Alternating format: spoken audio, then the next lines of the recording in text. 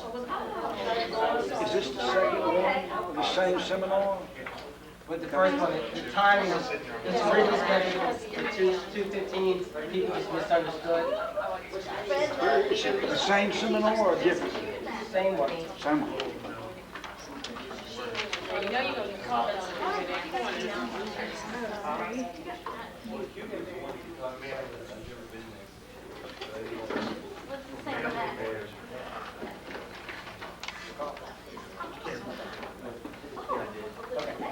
All right, as you guys know, this is going to be talking about racism and how it affects us and our clients, okay? This isn't voir dire, it's not an opening and closing statement. This is about our attitudes towards race in the courtroom in our profession and everybody else's attitudes and how that affects us. So John and I are really going to be talking to you guys and you guys talking to us and talking to each other to get an idea of what we're facing in the defendant community and when we're picking juries and what we're thinking about as we evaluate our cases and things like that. But where I'd like to start is sort of getting an idea of where you guys, how you guys see race as it affects you right now. Is that fair? Oh, yeah. Ground rules are, nobody's being judged here.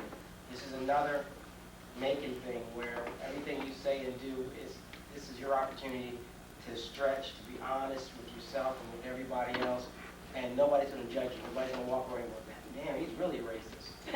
Or, you know, she's really That's okay. That's okay. God damn, you got to be stupid not to see that. You know, that's not what we want. That's not what we're talking about. What we're talking about is letting everybody know exactly how diverse the attitudes are towards racism right now. Okay?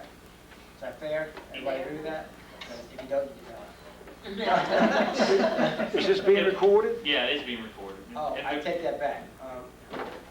It is? Well, I think, yes, they wanted it to be recorded, so. And I think it's probably a good idea because it opens up a lot of stuff. And they said whether it gets kept or not is really up to Daryl. But I want to put it with this backdrop, too, because when we talk about how it affects our clients, it should also, I think, broaden up to how it affects us. And I want to give this backdrop because I told James about what happened when I did this demo a few years ago.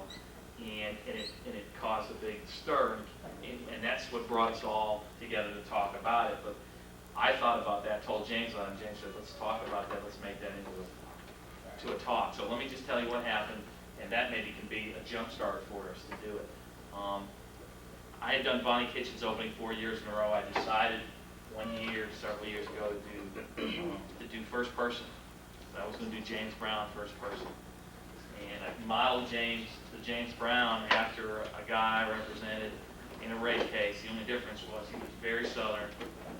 He didn't have a Southern problem, but he was a little over above mental retardation, and gave the opening statement, and it caused problems because people were offended.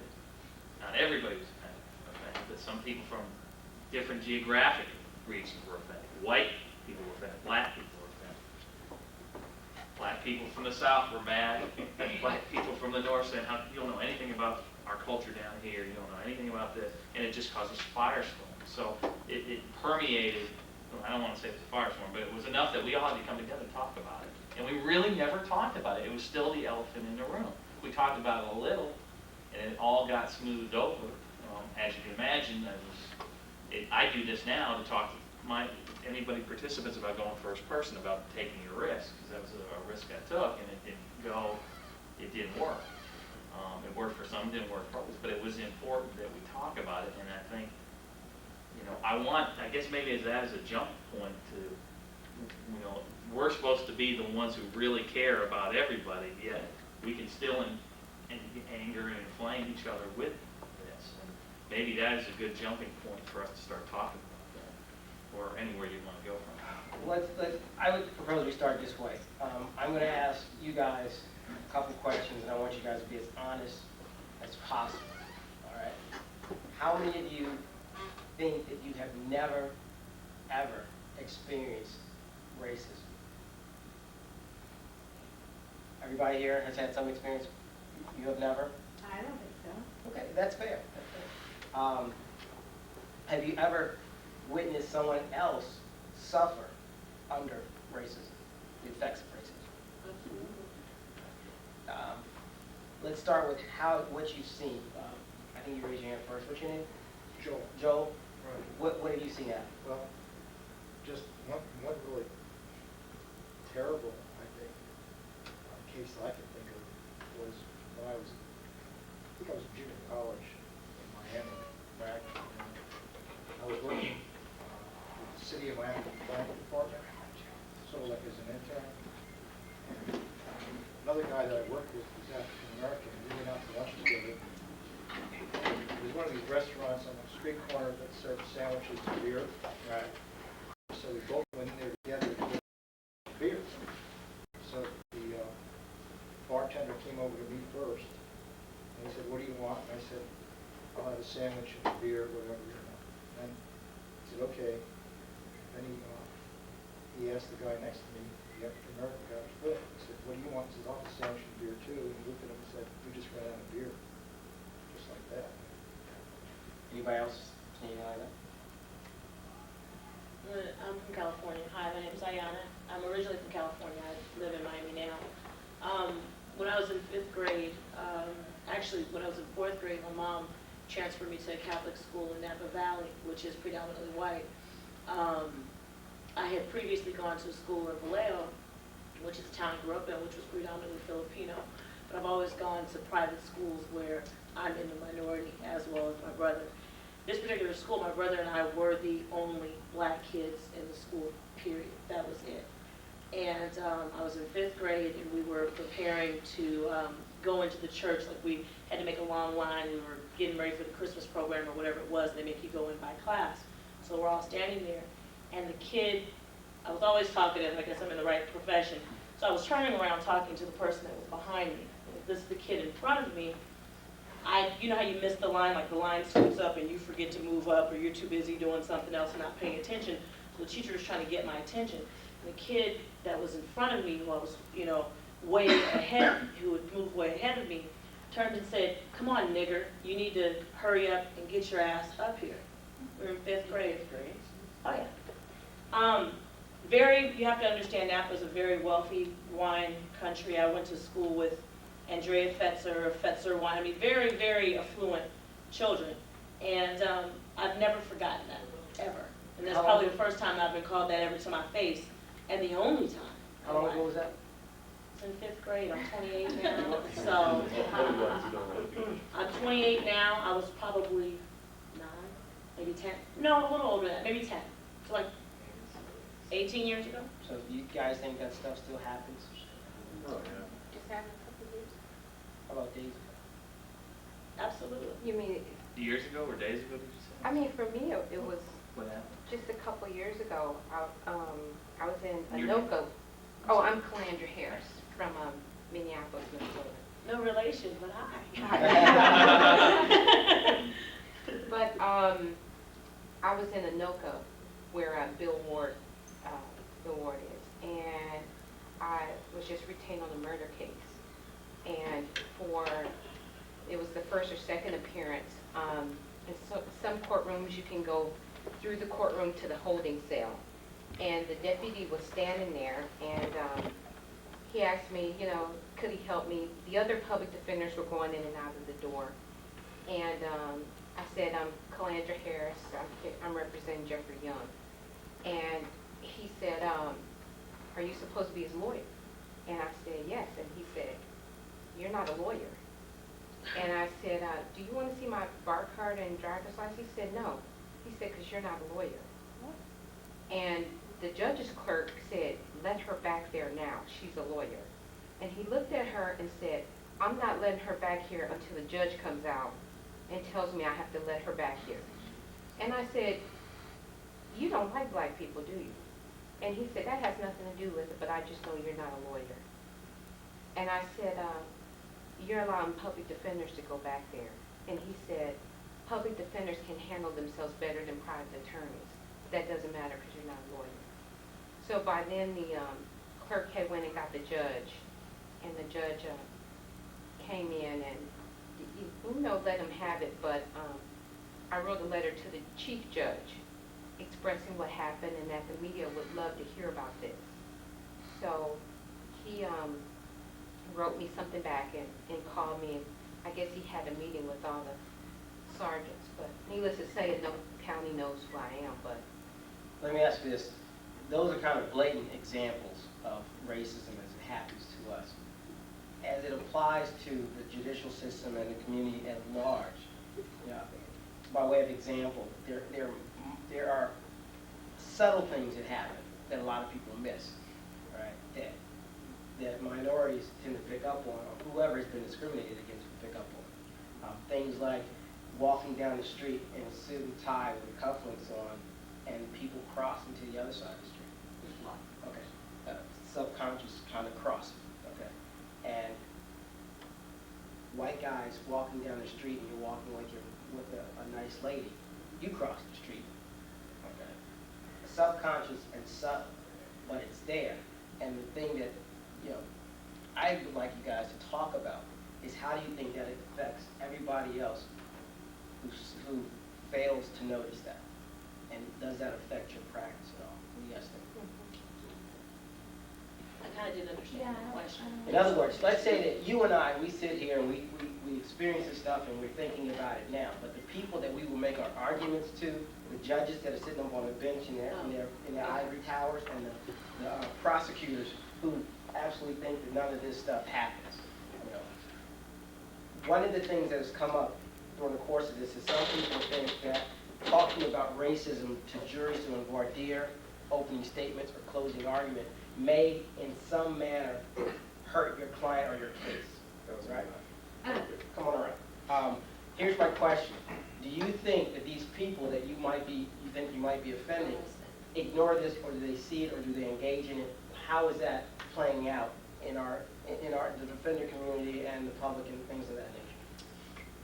I actually don't necessarily feel like I know. However, I feel like I represent, most of my trials have been with minorities, representing them in predominantly white juries. And I've had situations where I'm afraid if I interject race, unless there's something else in the case that indicates that race is an issue besides just the way the people look, that is, I described it as like a Hail Mary pass that doesn't necessarily need to be thrown, but at the same time, by not mentioning it anyway, I know in 3 felony trials, I've totally benefited from the racism stuff that occurred. I had a shaken baby case. My guy was black, the girl was white, and you were mentioning to me that about an example of racism, you think that people think less of a white girl that's dating a black guy. It totally happened in the room. I mean, you could almost feel it in the room. The jury, just when she walked in, I mean, it was like you could almost feel that the jury was shocked that she was white, and I got them to believe that she was the one that abused the baby. Another time, a guy didn't speak. He was Mexican, so it's a little different maybe than the black-white type thing. But the jury believed that the cops didn't, my guy actually didn't confess like they testified to in the case because of the great differences. An arson trial representing 2 East Indians, hung 11-1 for not guilty. I asked the one guy that was hung for guilty, like, what was up? And he was really upset, and he told me, and it was all white jury, that he thought that the verdict was racist, that they felt that people in the room thought that they treated my clients unfairly because of their race, and so they just said that we're going not guilty, even though most everybody in the room tentatively agreed that my guys did burn the car. And these things occurred, but you didn't bring it up yourself. I never have ever brought up race in one of my cases, but trials of these. Ayana, you nodded to the Hail Mary thing. Is that your opinion Yeah, as well? I have 2 comments to make as to what he said. I almost said, and Chris is sitting behind me, Chris knows, because we're in the same group. I almost said verbatim what he started out with, which is that I find it very difficult to do when it's not directly involved in the case and I don't have direct evidence that I'll be able to point to when it's just that this is what they look like. The problem for me as a black woman is I don't want to be looked at. The jurors is like, oh, there she goes. So as a Playing white the race guy, I card. feel It's an excuse. identically. Okay, well, Is this that is a what good the point, wait a minute. That's interesting. This is a good point. You feel the same way you did, but But for the same different reasons. No, same reason. I think Well, it's for the same reason. the color of your skin. Oh, You have the yeah. presumption Oh, because of the okay. color of your skin, you have the presumption for the color of Right. your skin. Right. Tell me, you had your hand up? Yeah, well, you know the trial just did, I wrote the voir dire for basically the attorneys, and I tried to ask some questions of the jury, of everybody. There was 5 blacks, and I was representing the Hispanic client, but I tried to ask a question that was gonna be written out that if anybody thinks that minorities commit crimes more than others. And a lot of people believe that. And Judge Cocelli, of course, yelled at me, like she did many times, I'm pretty sure y'all heard. She yelled at me about that, but I think what you're bringing up is that people think that racism is gone. And this term of the race card, to me, is an offensive, it's like race, all of that stuff is over. Like I had brought up, that you would never say to a Jewish person, you're playing the Holocaust card. But why do we feel that we can say the race card? And where did the like race it's gone? Where did it come from? Where did it come from? From the Who Holocaust. invented the race card? Andy? Well, just some observations because I think the race issue has changed at least during the 29 years that I've been practicing, where you never brought it up because you were afraid to, then you did bring it up because you had to, and now because of 2 phenomena that have occurred, the O.J. Simpson case in the first part and the Kobe Bryant case, which was in Colorado, has come up, that all of a sudden now, it's now the race card. You're just bringing it up for the sake of O.J. Simpson and Kobe, and as a result of that, everything's race now. That's one thing. But I also know this, especially from the jurisdictions where I practice, where it's basically an all-white community with only the large minority is Hispanic, but otherwise it's not very big. When I'm picking a jury, I'm very sensitive to the fact that most of the mobile or the successful Hispanics in my community are probably not good candidates for my jury, especially if I have an ethnic client, because they will probably bend over backwards to prosecute or to find my client guilty because they want, because of the psychology of where they are in their life, okay? They won't give them a break. They'll judge them harsher than they would. So you have all these issues now playing. And so there's a real sensitivity here, I think, right now for all of us as to when do you play the card or when you don't. My fear in doing this all the time is that you never know if that card is there to be played unless you bring it up. Or is it, if I can, is it a card? It's not a card. It's not a card, We've but turned it but down. bringing the issue to bear is, I think, the real issue is that I understand. I don't go in my voir dire when I know that there's an Hispanic who's going to judge my client. I'm not going to be bringing him out in my individual voir dire because I do it by asking him certain questions in terms of, where he came from, how does he feel about this, how he feels about that. But I also tell you this, if I'm representing an ethnic person or myself, and I'll just tell you this, just to tell you that the issue of race has not gone away after practicing 29 years, because no less than a year ago, while I was representing a white client, we had a member of our community in one of our panels get up and say, I cannot be fair in this case. And when the judge asked that person why they could not be fair, it wasn't because of my client's race, it was because of the lawyer's race. I was Hispanic. Very honest, very true. I had an opportunity to talk to her. She had a bad experience in Northern California or Southern California. She came here. She literally came to Fort Collins, Colorado because she was tired of the diversity and the fact that she was a minority. So I'll bring up the other issue. Oh, wow. And the other issue is that she really did felt where she came from, she was being mistreated because of her color, and she was white. Because where she came from, there were mostly Hispanics or mostly a different race. She was the minority. So we have some very sensitive issues, but I think what we're trying to do here is I think we need to be honest with ourselves. Because I think, quite honestly, that the whole idea of bias and prejudice is maybe a human nature, it's part of human nature. teacher, obviously, because we all have biases and prejudices. But when it interferes and it starts hurting people, that's when it's racism. That's all I have to say. If I may say, just get this off my chest, I actually, as I more critically think about this, particularly when I mention my arson trial, I actually feel maybe in my heart, I actually do play on the race issue.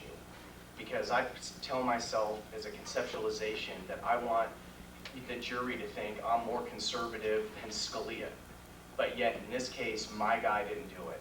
So I guess I actually feel maybe I don't bring up the race issue because maybe I don't want the jury to think I would be any less racist against East Indians. Than I don't want them to think, because where I'm from in Northern California, it's more people from India, like with the last name of Singh, that get a lot of like flap and stuff like that. And in that particular instance, I didn't want to bring it up at all because I didn't want the jury in any way to think, or in fact, actually, I wanted them to think maybe that I presume they were racist against my clients, because my clients were tripping out when there was not one minority in the jury poll. I mean, they were tripping out. And I actually I wanted everybody on that jury to think I'm just as racist as they are, but these guys didn't do it.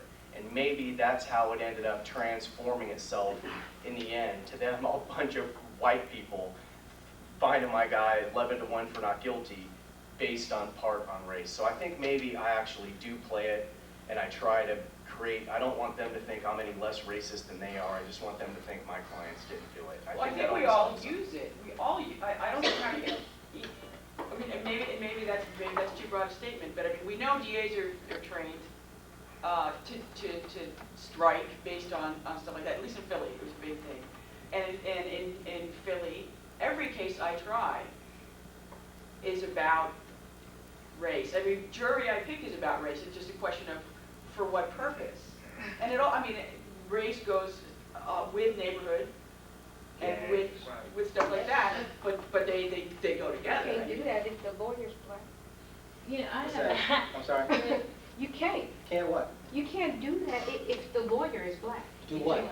Well, if your client is black and you're black, I mean, it's much more No, easier. I'm sorry, you might even, do what? What is it? I'm what is getting the ready fact? to say. Okay. It's easier for Steve to get up and use the race card than it is for me. Why? Because What does that mean, in my- use a race card? Well, that they're doing this just because they're black. I mean, it's easy to say that if you're white, I to think- get up there and use that argument. But here's why I say that. Because in my experience, in talking to judges, because I used to be on the other side, on the prosecution side. Really? But yes. No. I'm sorry. It only lasted a year and a half, I'm sorry. But in talking to judges and watching trials and being involved in trials, judges would get irritated about, I know so-and-so is going to get up and play that race card, referring to a black or a Hispanic attorney. So what I did when I started private practice, in Minnesota, they allow us to submit special questions for the judge to answer. So I cut you give it off? to them to ask. I want to cut you off for 1 second. 'Cause Yeah. I want to deal with this. Yeah, You said that you think it's easier for a white person to do it than for a black person. absolutely. Why do you think that?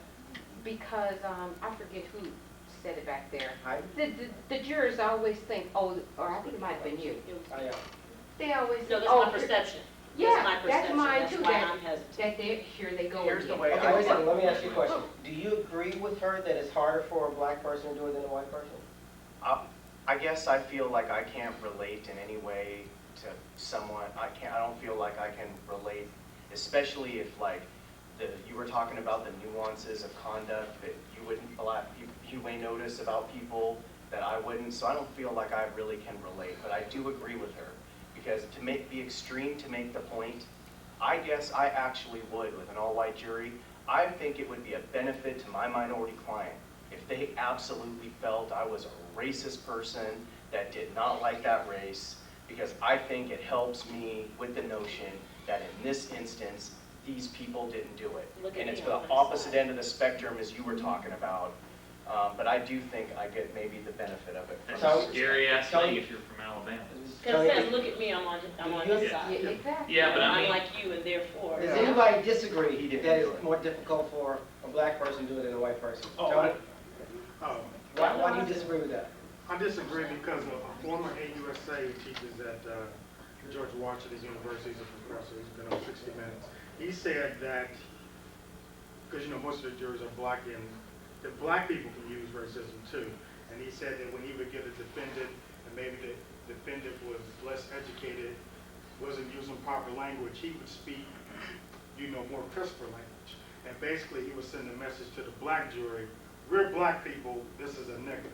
So I think that it can be used in a lot of different ways. John, you were going to say something? Well, what I wanted to say is race is an inescapable part of our trial work, and I think when people look at, like yourself, and you represent a black client, and you don't, or he conveys or feels that you're not conveying the sense of disparity that he's feeling because of the way people treat him, that becomes part of the problem.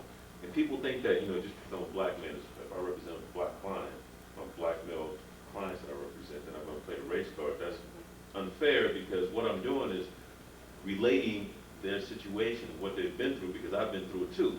So it comes off as I'm sympathizing with them because I see what they go through. I see how people look at them. I can explain it a little better because that's a feeling that I have.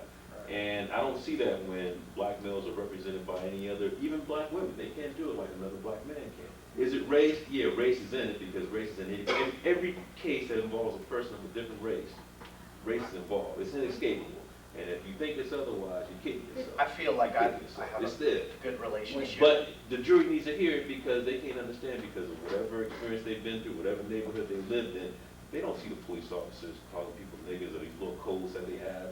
But if you've seen it because you represent people. But it also in an all-white jury, okay, when I'm able to show that like 6 months after anything happened to this child, freaking 20 cops showed up, including a SWAT team over at my guy's house. And why?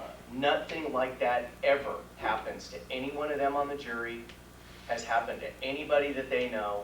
So it is obvious, man. I don't know if it's obvious or what it was, but it creates the perception just based on those facts that it happened to my guy because of race. Yeah, I think race is such a complicated issue, and I guess I hadn't seen it as being so complicated until recently. A few years ago, my son, who was about 10 at the time, said, he was going to spend the night with some friends of mine. He said, are they black? I hope they're not black because I don't like black people. Which I thought to myself, how have I raised a racist child? Because here I was thinking that I was this very open,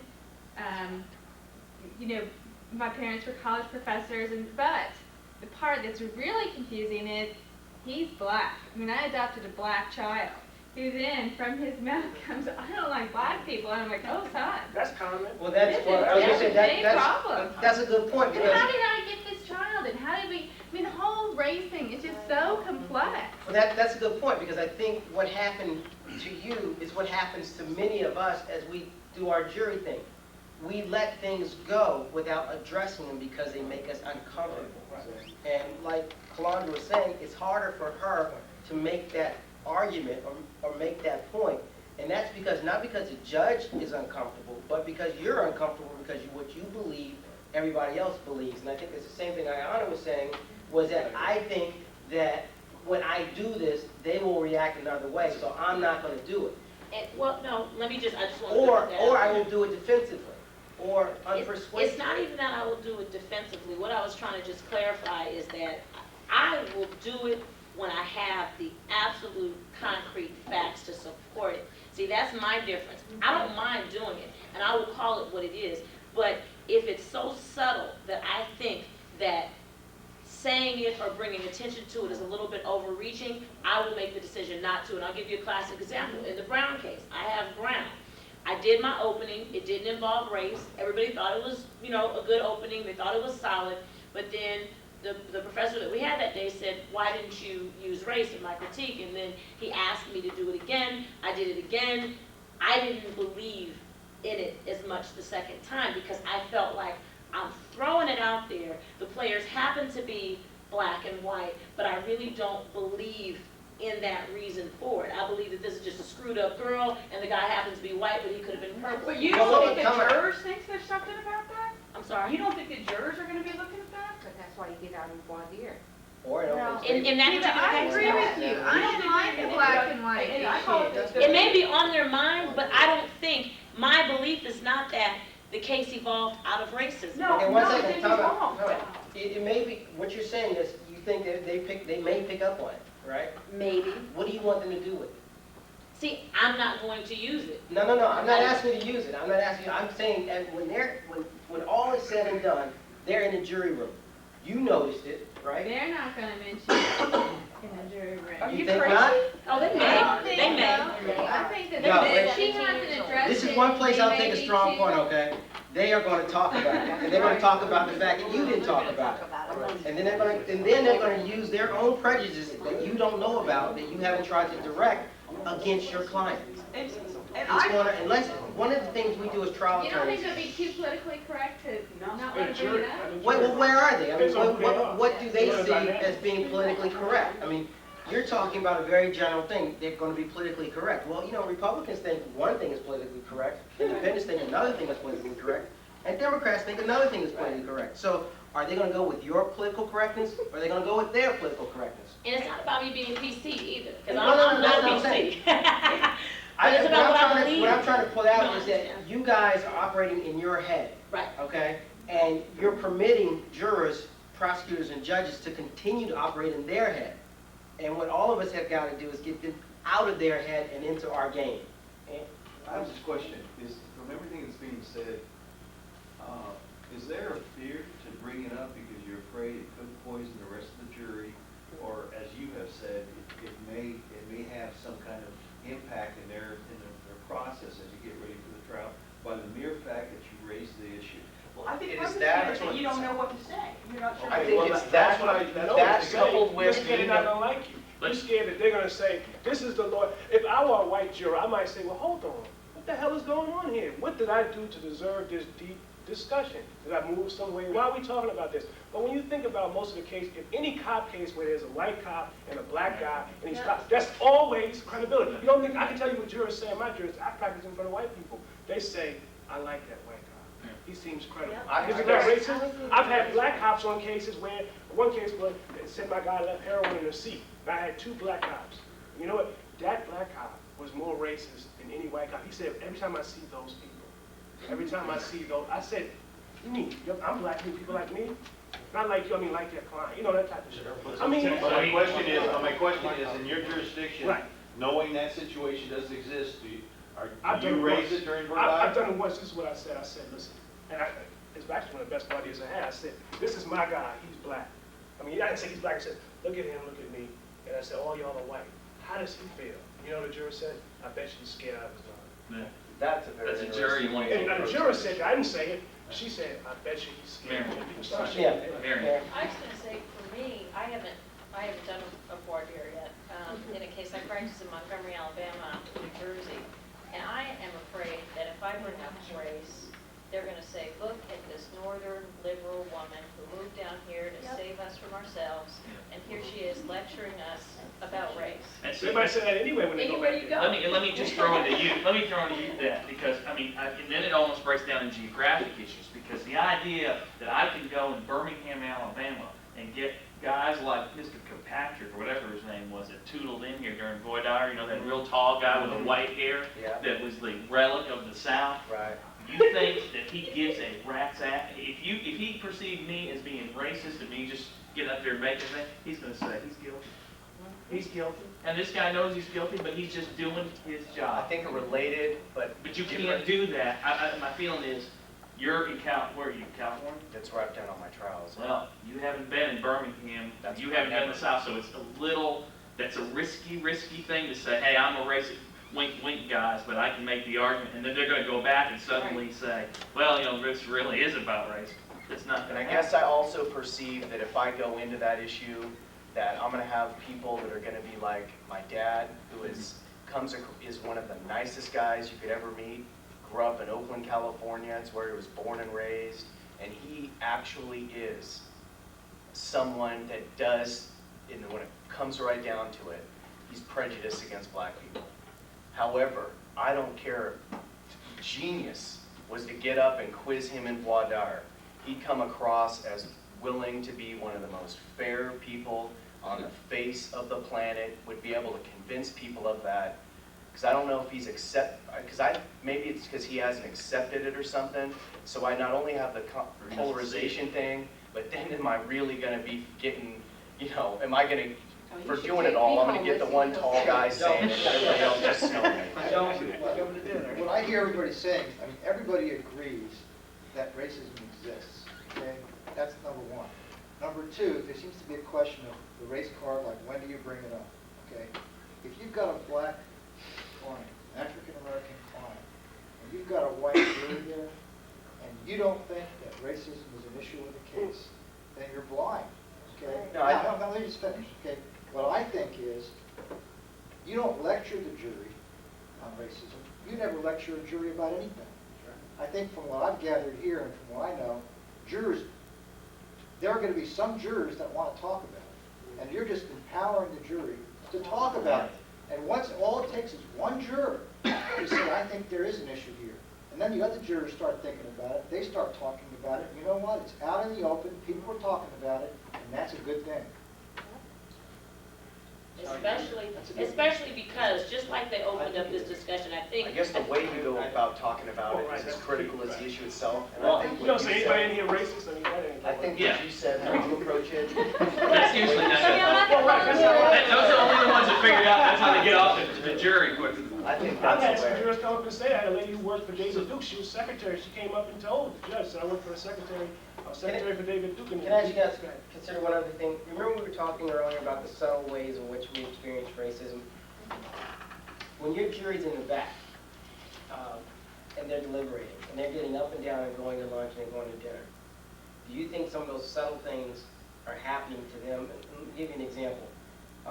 When I was flying down from D.C., I met Andrea George, one of the other faculty members. We go to the Hertz to get on the Hertz bus. And for those of you who are Gold Card members, they stop you on the way in the bus. Are you a Gold Card member? And, then you say, yeah. So there's another woman in front of me, white woman. I'm in the middle. Andrea's behind me. First woman gets on the bus, the lady goes, are you a Gold Card member? And the lady says, no. So I get up there, I look at her, and keep walking because I don't say anything. She never says anything to me. Andrea is right behind me. Ma'am, are you a Gold Card member? Andrea's not. She goes, I'm not, but he is. Because I was the Gold Card member whose car was red. The black dude. Yeah. Right. What race was that woman? Black. But what? White? How many sections white? The one that ignored you and let you go right back? Yeah, she's probably black, right? No, she's white. Okay. Good, that's for another reason. I just say black, but. Yeah, either way, my point is Yeah. that those things still happen. And do you think that while your jury's back to deliberate, that things like that are not happening to them? And, even if there's slights from the other jury member, there could be the marshals in the hall. I've seen occasion where the marshals refuse to let a juror in because a juror's dressed funny, and in a very ethnic manner. If you think those things are maybe happening in the hallway to the jury while they're deliberating, right, and race is an issue in the case, and you haven't discussed it, not lectured, but not even discussed it, do you guys think that will affect your verdict? I think it definitely can. I think we all know, I think we did before we came in here, agree it's an issue. My question is, I don't feel like and I think it's one of the reasons I wouldn't bring it up too, besides anything else, is I don't know how I would approach the topic.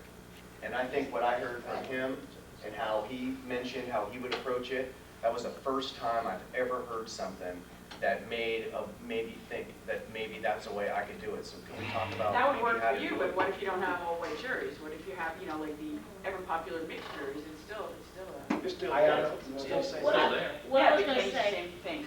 what I was Well, no, gonna it's say a was, different way.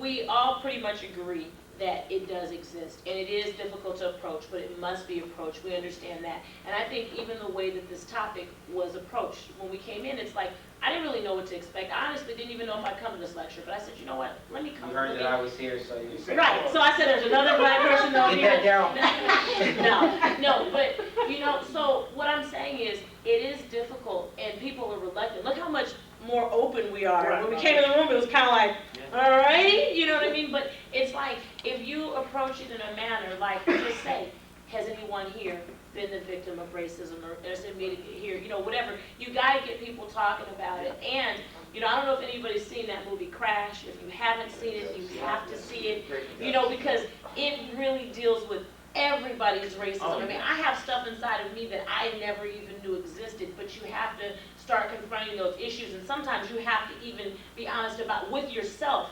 about the experiences that you've had in your life that make up who you are. Because the example that I told you about from 5th grade, I had repressed that until probably just 6 months ago. I hadn't even thought any more about it, just because, you know what I'm saying? And so it's like, you have to be honest with people, and I think that jurors want that. You know, they don't want you to stand up there. What have we been saying all week? Don't stand up there and be a robot. You know, you have to.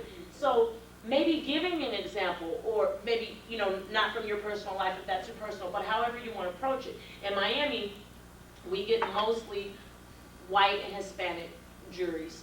Occasionally you'll have a peppering of black people. I happen to, and I'll never tell my office this so they can't see the tape, I love my courtroom right now, and it's not because I love the judge. I think he's a prosecutor in a robe, but my state attorney is black. My judge is black. My clerk is black, and my bailiff is black. And if you think that that does not play into, I mean, it's like, for once, I sort of feel like, okay, she's not going to be striking all the black people. The judge is not going to be, my judge pisses the whole jury off from the moment he starts his voir dire because he's an ex-military man. So you're seeing the man up in, you know, up on the bench a certain way and whatever, and it does play into the way that I'm able to do things in voir dire and how comfortable I feel in my courtroom. But I know that that is not a reality for most people. I know that eventually I won't always be in that courtroom. So I think that it would be really helpful, especially for those who have been able to successfully voir dire on these subjects, to help those of us who are either reluctant to do it or in that type of jurisdiction like Alabama, where, you know what I'm saying, he thinks he's doing something great, and people probably still to this day are like, you know what I'm saying, I can't even believe he did that. Oh, we used to hear a nigga in Minnesota. I hear it at least every 2-3 months. When the judge asks one of my questions, you know, one of the questions I created was, have you ever had a person of another race in your home? You always get the one juror that says, yeah, you know, I had a couple nigger friends over. It's like, here we go. Or, you know, yeah, I remember back in the military, we drove through Color Town. And by now, they're turning to the judge, and they're thinking the judge wants to know this, and they are being completely honest. But you know what I thought about Well, I'm kind of switching gears a little bit here, and I'm listening to everyone. You know, one thing I do agree with, I'm 52 years old, racism exists, and if we think any different, we're dummies. We have to deal with it. I forgot this nice man's name over here, but he's from New Orleans. Bob. I live 30 miles north of New Orleans. I have a trial coming up when I get back, possession of a cocaine trial in Orleans Parish, which is predominantly, probably 95% black. Am I that about right, Bob? Orleans. Orleans Parish, I mean? You're talking about the jury pool? Yes. It's about 55-45. Is that what it is? That's okay. But I'm afraid that I represent a white defendant, or a white co-defendant. His girlfriend is going to testify against him, kind of like the Dodd case. White prosecutor, young guy, and 2 white police officers. And I'm seriously considering waiving a jury trial to a bench trial. I wanted to know what Bob thought about that. What's your reason for waiting? Well, Who's to the be judge? perfectly, Armano, Marullo? who? Marullo? No, it's not Marullo. Everybody has. Again, what's your reason though? Well, because there's so much black on black crime in Orleans Parish, and it just scares me.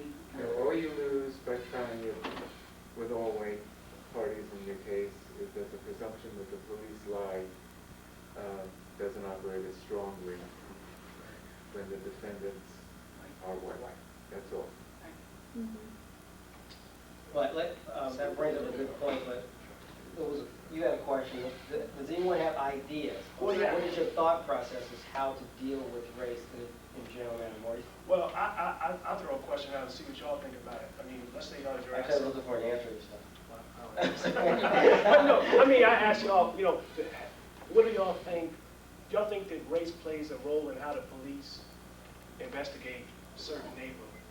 Absolutely. And isn't that what you're saying in a lot of your cases? He got picked out because of where it was. Do they go across town to Beverly Hills and do that? Probably not. And then the jurors will start talking. I think that's ultimately where you want to be. You want them to buy your argument, which is they did this because of who he was and where he's from. I mean, if that makes sense. Or they didn't do anything. Yes, Right. Yes. To answer your question, then, what way can you do that is, in 15 years of criminal practice, I've never had the opportunity to represent a white person. Don't even think I could at this point. And the reason why is because I like that understanding. Wow. And unlike, What was the, what? I was at No, I just didn't know. I've never had the opportunity to represent a white person. What was the? What was the And then understanding? you said you lacked the The understanding. understanding. Because Jamie, you asked the question, how can we change that perception? And I think in order to change that perception, you got to understand what your defendant is going through so you can convey that. You don't necessarily have to play the race card. I think it would be foolish to play the race card. But if you understand your client well enough, you can then begin to explain what they go through and what they experience, not by playing the blatant race card. What is your perception of playing the race card? I mean, give me an Coming example. out and say, well, the reason the police officer stopped him is because he's black. Well, Everybody knows that's It's part not, of the reason why. are there other ways to get the same message across without saying that? Absolutely. And I think that's what you're looking for, And right? I also have a concern about this understanding thing you just articulated. Right.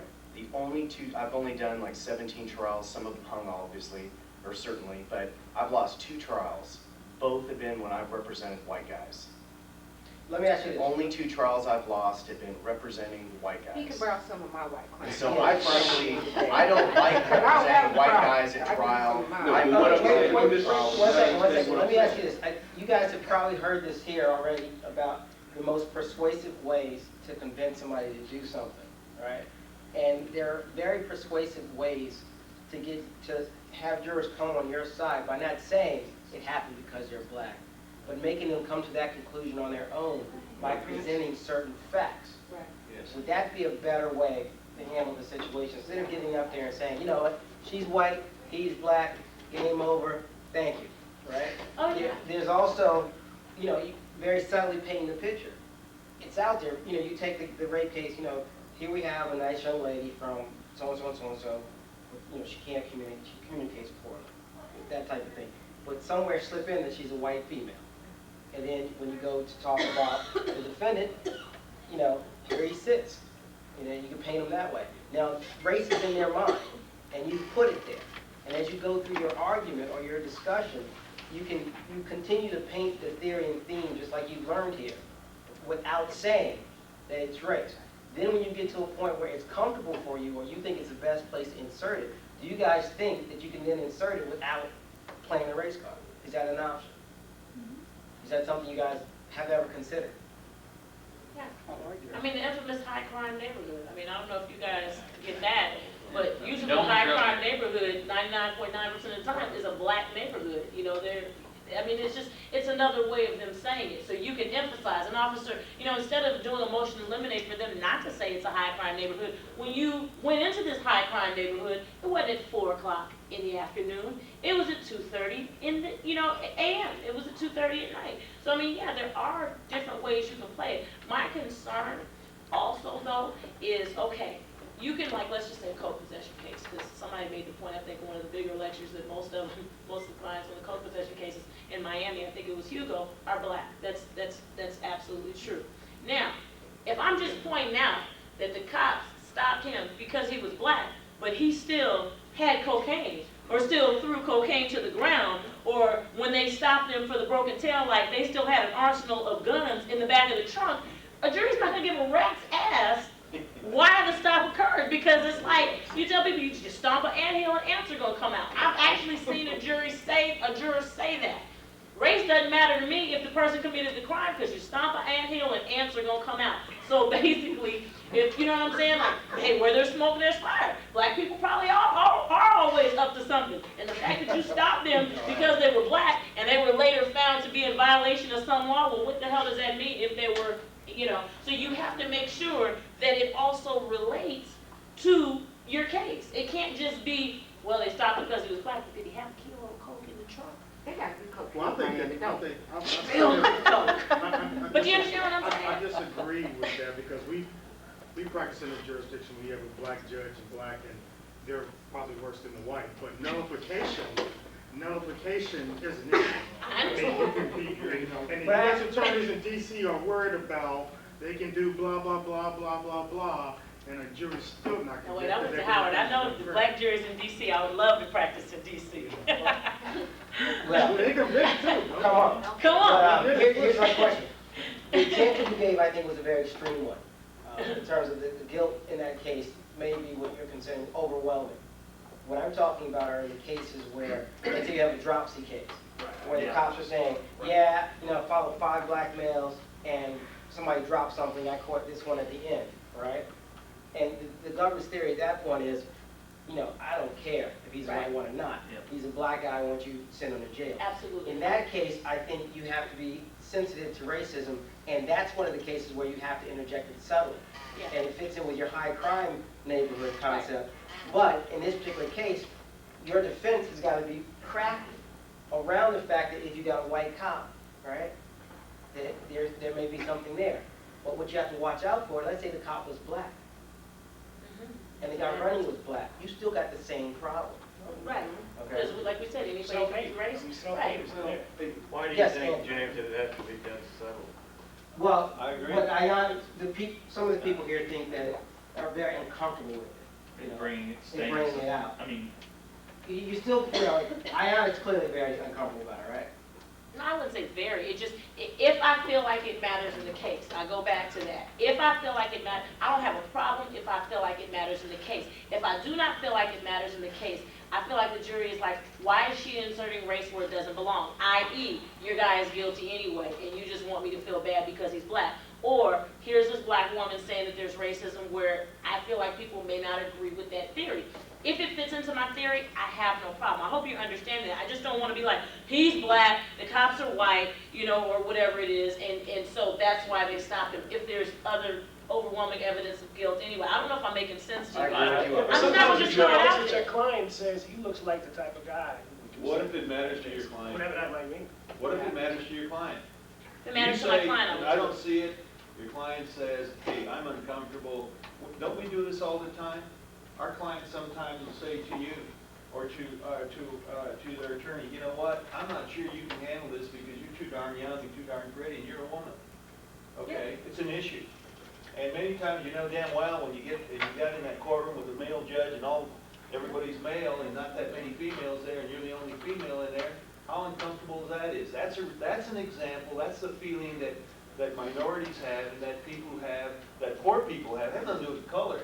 They're poor, they have nothing, and you have to bring out the issue to a jury about, hey, I'm going to tell you something right now, ladies and gentlemen, my client's uncomfortable. Not because of his color, but because he's poor. You all look like, in my jurisdiction, they're middle class, high middle class, highly educated, represent clients that are not educated, that are very poor.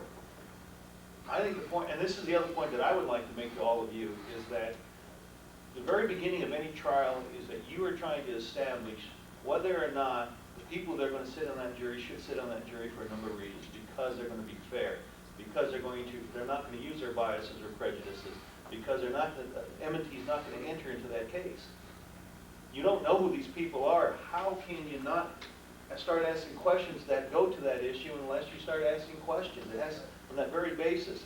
The other thing I will tell you, at least from doing this, is that sometimes the only difference we make, or at least I make in the world when it comes to the issue of race, is that I constantly let them know that I will not tolerate that a bias or a prejudice will enter into my client's trial, that if he's gonna be judged for what he did, for having a goddamn kilo, or, then you judge him for that, but don't you dare, as long as he's my client, then I'm gonna allow you to let that bias or prejudice because of race enter. And that's why I deal with it when I see it, or when my client says, you know what, I'm uncomfortable here because this environment is so strange to me.